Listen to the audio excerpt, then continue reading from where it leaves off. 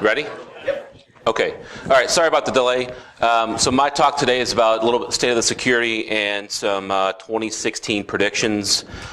This obviously we're in the July timeframe, so some of these predictions that I wrote down here and made were a little bit more in the beginning of the year, on the January, February timeframe. My name is Jason Samide. I know some of you guys out there, some of you may not know me. I work for a company called Stealth Care. We're based out in Cleveland. A little about me. I've been trying to break computers since about 99-ish, 98 timeframe. I thought it was cool watching war games and having a 14.4 modem until my neighbor got a 19.8 or whatever it was. Started my IT career at National City, which is now PNC Bank. Seen a lot of different networks, been a consultant since 2010. And I'm not really good at public speaking, so bear with me.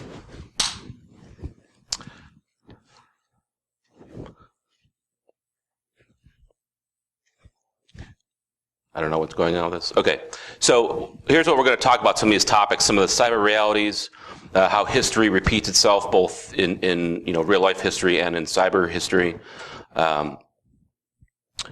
Cyber intelligence, a lot of people say one thing and it means a lot of different things to a lot of different people, so trying to define what cyber intelligence is to me, and finally the 2016 predictions. So amazingly, these are some of the stats that some of you people already know about, but cybercrime is still the largest motivation behind a lot of these hacks, if you will. Typically, it's money motivated, which I'll point out later on in the slide deck. But definitely, money is the driving factor here. And who are they targeting? It's still industry and online forums, so that could be different platforms. I'm waiting to see sometimes in the very near future a lot of the IoT stuff. I think the presenter previous had a Bluetooth toilet. Everything is going with an IP address or some type of Bluetooth type of connection. I'm looking to see these pie pieces increase with a lot of that IoT type stuff. Where is that information from? I'm sorry? Where is that? This is from the Verizon breach report.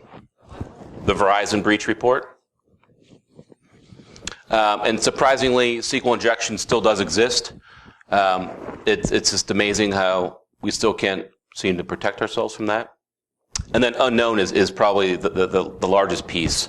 So why is it unknown? Obviously, we don't know that, but it's some type of combination, whether it be a company is breached, then their IR team kicks in, and then there's really not much from a forensic standpoint that they can point to other than this system was compromised and this data was exfiltrated. So it's very difficult to understand how that attack actually occurred if there's nothing in place to detect that. And again, this is kind of leaning towards, which I'll get to later on, how we as organizations, not so much as security practitioners, are very reactive, and we need to get in a better mindset of being more proactive. And then finally, portable devices and electronic media are the biggest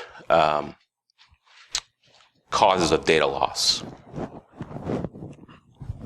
And again, there's news articles day in and day out about how all these people have lost money and things of that sort, and it's becoming crippling to our society in the sense that I'll use Target as an example. We may say, okay, great, all my charges got reversed. I get a new card, but at the end of the day, it's still going to cost us as consumers because our loans go up 0.25%, things of that sort. And the difference between a credit card, hey, I get a new credit card. But if your health record is compromised, it's very difficult to get a new health record because that's you, right? It's two very different things. But again, we as consumers are basically just getting beat over the head with a lot of this stuff. So anybody here see these types of things before in the past? There's a growing list. So if anybody has anything that they've heard that's interesting, I'd love to hear it. Number 4 is probably one of the biggest ones that I hear. Or 7, we've never been hacked, so, right? There's only 2 kinds of companies, right? Ones that have been hacked and ones that don't know it yet. So I do get 7 quite a bit. Our IT guys told us we're good. That this is really becoming a huge problem because as C-level CEOs, CIOs are really becoming at the forefront of going in front of Congress and basically telling government why they didn't do what they should have been doing. So that we renewed our antivirus, that's probably about almost 2 years old, but I find it to be very comical. Somebody actually told me that as a reason for not to do any kind of proactive type security monitoring of anything like that. But this is pretty much what a lot of companies think. And again, leads to being more reactive, because it's not until they don't have the budget for these projects, but as soon as they get compromised, the purse strings open quite a bit, and they'll pretty much spend whatever that needs to happen in order for this to not be in the paper or legal fees and things of that sort. So, and then we had the dark web. I think I read somewhere that Google indexes roughly 19 to 20% of the entire internet, which you'd think that when you type in your search, it pretty much completes itself. So before you hit enter, but that's a lot of internet that's not indexed by Google, and that's where you have this deep web, dark net. I mean, there's all these different names associated with it, where a lot of the bad things happen. A lot of times that's where your credit card or your health record is sold, and that's where some government agency will monitor that and then knock on your organization's door and say, you have data going to this country, you need to do something right now. And then the company says, well, can you help us? No. FBI can't help you. But that is a good depiction of what the web looks like, that a lot of people don't see or read about. So in this here, again, getting back to being more proactive, this does affect everybody here. If you look at some of the hacks that have gone on, it is now truly, again, 2 types of companies, ones that have been compromised and ones that don't know it yet. Everybody will get compromised at some point, as long as they have people working in their organizations.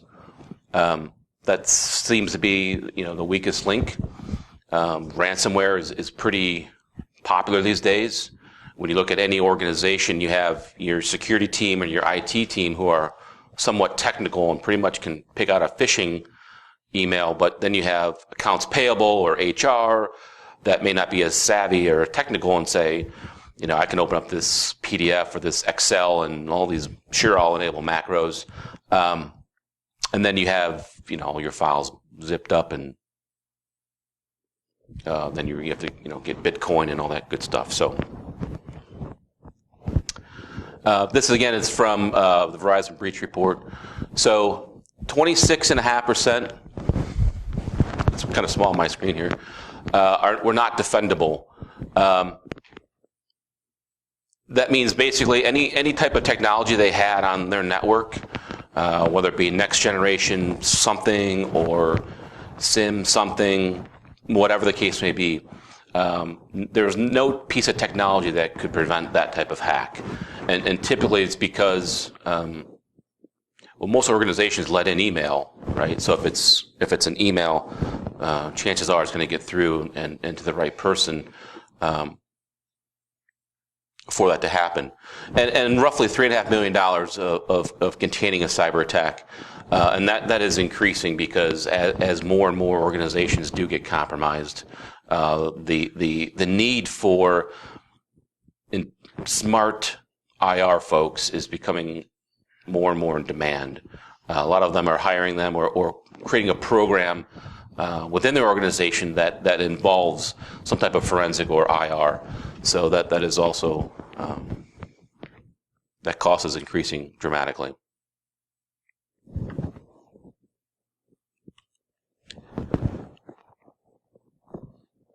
So, anybody have a good answer for what threat intelligence is, or a good example? No. It's tough. I mean, nobody really has a lot of information behind that. It means a lot of different things to different organizations. But basically, our current solutions are more geared towards the large enterprise, and are kind of leaving the small to medium-sized companies behind.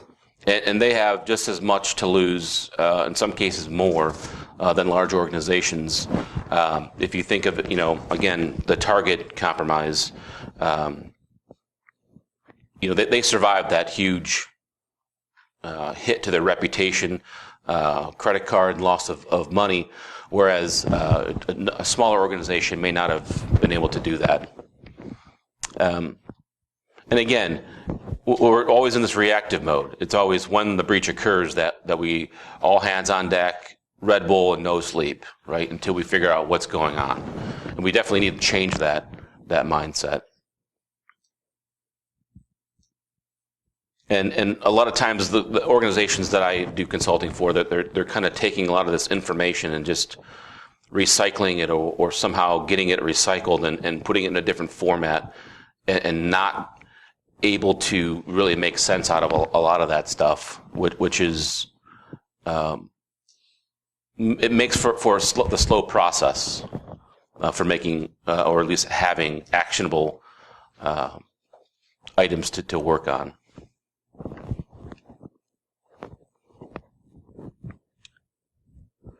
So,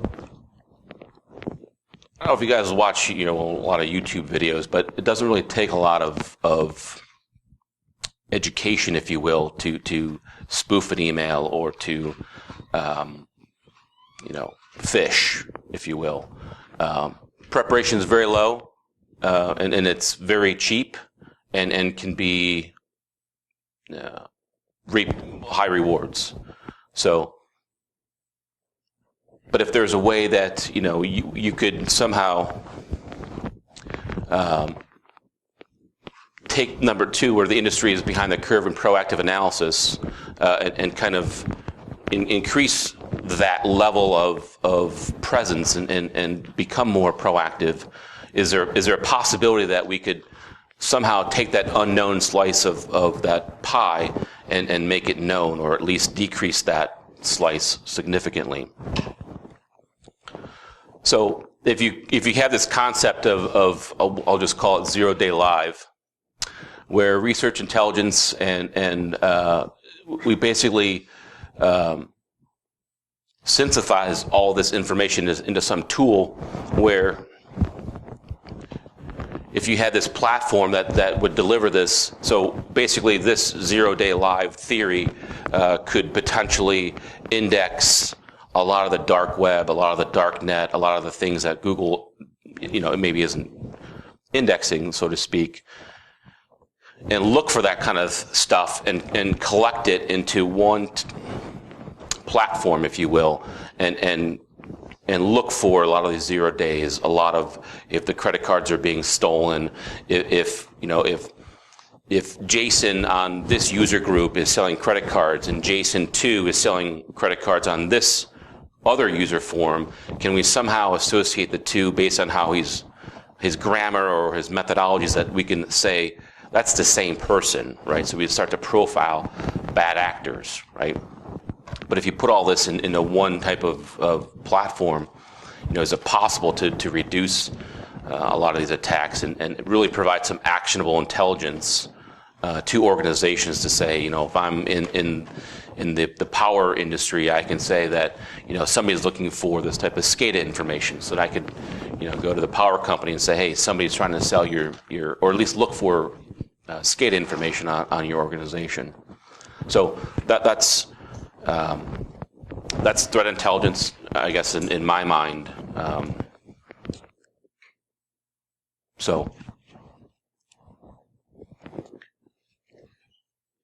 And then basically what you've built, or if you build it the correct way, you basically would be competing with a lot of the tools that your ISPs and the FBI and other agencies may have. But if there's a way you start to predict attacks based on what you see in the dark web, or what you see in the dark sides of where people normally don't go, right? Is there a way that you could predict that? Interesting concept. Is it possible? I think with technology, anything is possible. Just if you're getting the right type of input, and if you're indexing the right things, and if you're doing the right things, that platform could potentially be built to actually start to predict cyber attacks.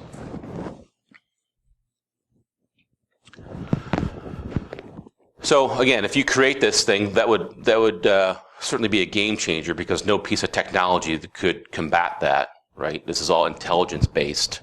It's not a next gen thing on your network. It's actually some type of feed or something like that would allow you to get that information and then put it into your network, or assert your employees to say, hey, this is coming, or this is imminent. We need to take some type of action based on that. Because as we're doing it right now, with all these pieces of technology, and we are losing the battle. We're still 3 steps behind in this cyber war, this cyber threats. We still are very, very much behind the game.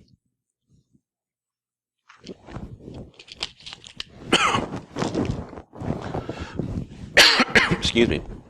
So again, getting back to the motivation for hacking. So this is, excuse me, the homeless hacker, and he basically again was arrested, convicted of hacking a lot of these, WikiLeaks type of things. But again, his quote unquote agenda was unknown. But now this guy, all he really wanted was a Porsche, right? Yeah, that was his objective. He just wanted, to hack things to get enough money to buy a Porsche. But he was the one that hacked TJ Maxx in Heartland. So yeah, this is again a lot of their motivation behind a lot of that stuff. And I think this is the last one. This was he was actually the first juvenile hacker, and then the guy here at the bottom again was all money motivated. So again, getting to the point where it's that motivation is behind that, and this is why we're always being very reactive, because it's not until after these guys have sat in a room with Red Bull and haven't slept for 4 days that they take your stuff and exfiltrate your data. So switching gears a little bit about the history repeating itself. So if you look here, so this is Louis Pasteur. Everybody knows who that is, right? So he wasn't, I guess, the smartest guy, but he thought that disease was spread by germs, and everybody looked at him and said, "You're crazy." And after his 5 kids died, whatever, he made this statement that if you kind of control disease or rather germs, not everybody's going to get sick and die, right? So now we pasteurize our milk and everybody lives, right? But again, people thought he was a quack, right? People didn't believe him, right? So, but now he's revered as one of the pioneers. So same thing with this Ignatz guy. They actually put him in a mental asylum because he washed his hands while doing surgery. And he couldn't understand why, because he didn't understand germs per se, but he just knew that if he sanitized his hands, less people died on the operating table. So he wanted to say, we should all start washing our hands, so on and so forth. You're crazy, you're going to be put into a mental institution, right? But now, that's one of the cornerstones of good medicine, right? So these guys, I think there's 7 or 8 maybe. 7. And their all names are all there. Basically said, and this is in 1998, that we're not safe. And this is in front of Congress, right? So now we are in 2016. Is there anything in your mind that has significantly changed?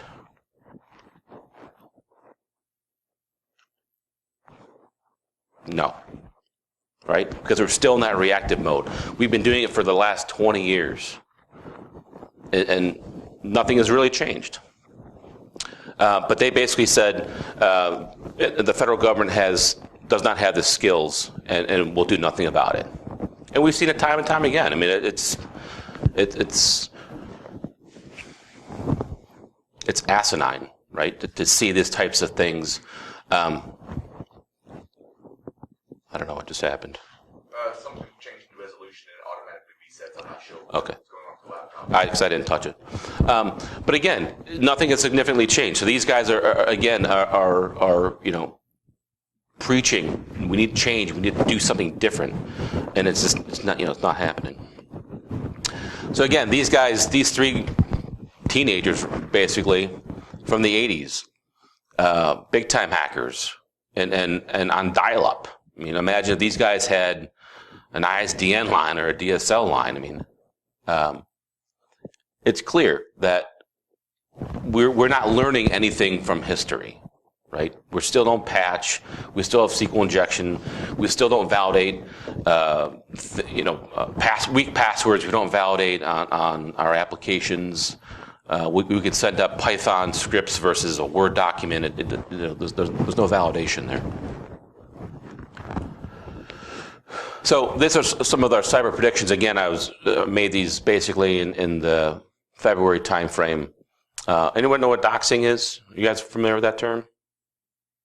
No? That's basically, for example, hacking into what city we're in? Not Dayton, but we're in Dayton. The Kettering Police Department, taking all the information of all the police officers, and then uploading them to a public place.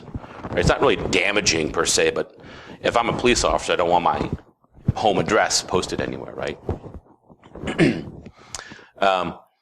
So that is increasing. Mobile bot networks, I think that's huge. And again, this privacy war, which, between Apple and FBI, is it a privacy war? Is it an encryption war? That's actually the next slide, so I just spoiled my own presentation. But again, these are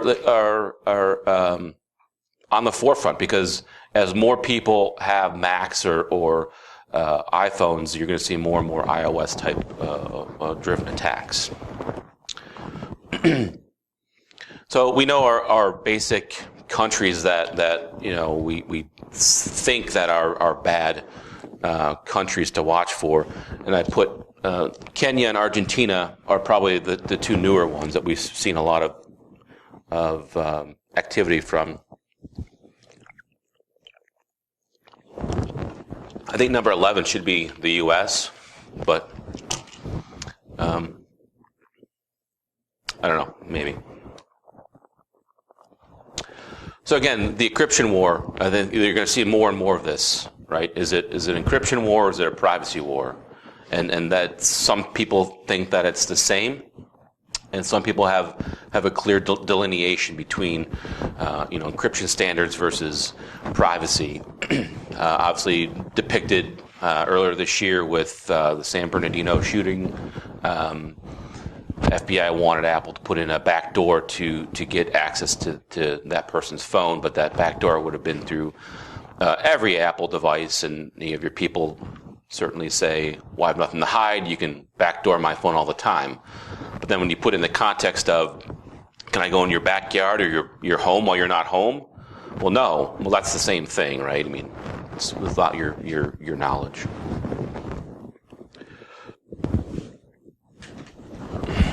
So, again, I mentioned the Internet of Things, and they noted earlier with the toilet, but you have a lot of the wearables, TVs, ovens, Nest, or I don't know if it's called Nest anymore, but that controls your home. If you can imagine getting hacked and having your furnace, be at 100 degrees when you get home on a 100-degree day. Webcams, so you have these children baby monitors. I mean, very well documented hacks of that sort. And now you have this. I can't believe we have this, where you can see what's in your refrigerator for your grocery list, right? Yeah. But if there's, obviously it's public, there's some sort of public interface, because if you can see it from the grocery store. So, I mean, you could potentially hack that motor, and just let it spin at high revolutions and burn it up. Or, I mean, I don't know, whatever. I'm sure somebody will figure out something to damage that IoT type space. But yeah, you could look in your refrigerator now, and apparently now your toilet. So some of these self-driving cars, is everybody a fan of these? I mean, I think that it's going to happen, but I don't know if that's ultimately going to work. Driving is a very cognitive thing that we as humans do. I think if we stop driving and stop having that cognitive thought, just like anything else, if you don't use it, you're going to lose it. What's it going to look like, or what are we going to look like as a society 25, 30, 40 years from now, when we don't have that thought process, right? That's just my opinion, my prediction, I should say. And how many cities and municipalities survive on speeding tickets, parking tickets, things of that sort? If you have self-driving cars that cannot speed, are these cities going to go bankrupt, or they have to consolidate, or what's going to happen to them as these cities? I mean, are they going to have to raise taxes potentially, right? I mean, nobody wants more taxes because they rely a lot of that on speeding tickets. But then you can say the Ohio State Highway Patrol would go out of business, thankfully. No, I'm just kidding. But again, what would happen, right? Probably like the insurance companies will mandate that a certain number of accidents are required. Well, I'm getting to that, because is it on this slide? No. So, getting to that, when you buy a new car, or when you buy a self-driving car, you're going to have to most likely sign some type of end-user license agreement, because it is software, right? So if you tamper with that software, or if you do something who reads the EULA? I mean, I read it all the time, right? I mean, it's a big, long 40-page document. But you're going to have to sign one, potentially. And if you say, and it's going to say in there, if you do this, or that, you may not be covered. Or, I mean, there's all sorts of different things that are going to happen with a self-driving car. So, well, and that's the thing, right? I think they're always going to have those folks that want to continue to put the pedal to the metal, and some that are like, I want to be self-driven, but we'll see. And I honestly, this was done in February, so it has nothing to do with the Panama Papers. So I said this in March, that we were going to have another type of whistleblower type of situation. So I don't think we've seen the last of the Panama Papers. That was more geared towards the European stuff, but I think you're going to see a little bit more coming out on some U.S.-based organizations and or people. So I went around and asked other people in the security space for some predictions, because if we've learned anything from like past year and whatnot, we need to start listening to the people that are making these predictions, so that we we can fix those things right now. So I don't know. Does anybody know? I mean, that's Dave Kennedy. I mean, he doesn't have a lot of pictures on him, so that's one of the more. When he's not as thin now, he's a lot thinner now. But his quote was, his prediction was there's going to be a more overt show of force and cyber capabilities from countries. So basically, what that means is these countries are going to say, yeah, I turned off your power grid, and yeah, I did it, by the way, right? Because you can't. What are you going to do to me, right? There's no extradition. There's nothing you can do. So I think you're going to see a lot more of that, and I certainly agree with that. And then that's Jason Street. And basically his prediction is that the most vulnerable is that the need of protecting more of the internal networks. And a lot of these attackers are going to start using regular domain users versus regular user access versus domain account. So you will no longer need that escalated privilege to some extent to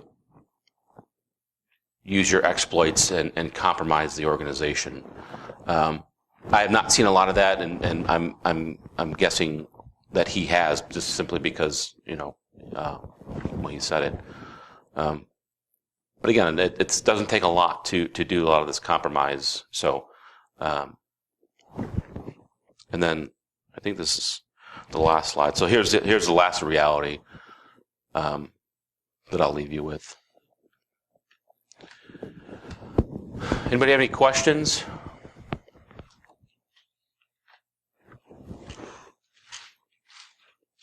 No? Yeah. You mentioned you were having a little more success in the FBI. Some of that because you're able to profile where some of these agencies are frowned upon. Absolutely. That's part of it. Yep. Yep. And it's unfortunate, but a lot of these times when a lot of these guys come out and actually do some type of horrible act, then the FBI will come out and say, yeah, we've been watching him for the last 10 months, right? That they do have the bandwidth for that. So, but if you could somehow build a better mousetrap, right, you could do the same. Anybody else? Okay, that's my talk.